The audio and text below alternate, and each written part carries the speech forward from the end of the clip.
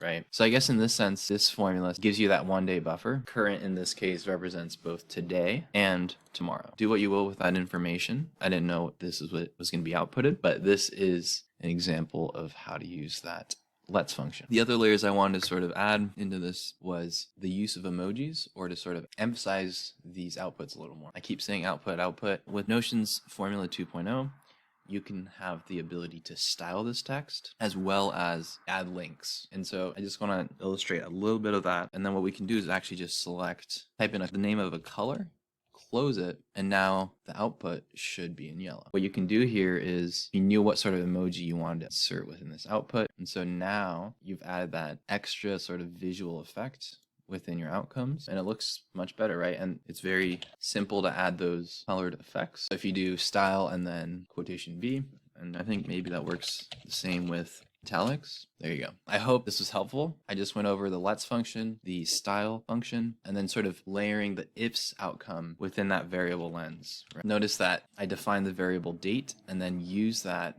in all three of my ifs outcomes, so I didn't have to copy paste that every time. It's short enough where I could have, but again, this is to illustrate the value of the let's, because we can actually define so much more. We can call it whatever we want and then have a sort of conditional outputting strategy that manipulates all the variables you want. Although this wasn't 3 minutes at all, there are some useful tidbits that you can use to start thinking about how you can use the let's function to do more than just use dates. This is one example. This is episode 3. There's gonna be more to come. I already have other stuff planned. If you got something out of this, please give it a like, comment, whatever. I'm also made a YouTube post about a giveaway, so if you want to go check that out and give me feedback on what you'd